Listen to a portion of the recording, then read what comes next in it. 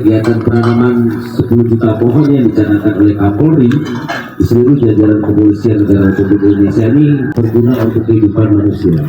Saat ini negara menggalakkan tentang penanaman pohon di semua daerah, semua wilayah. Tak usah kau tanya, aku ceritakan.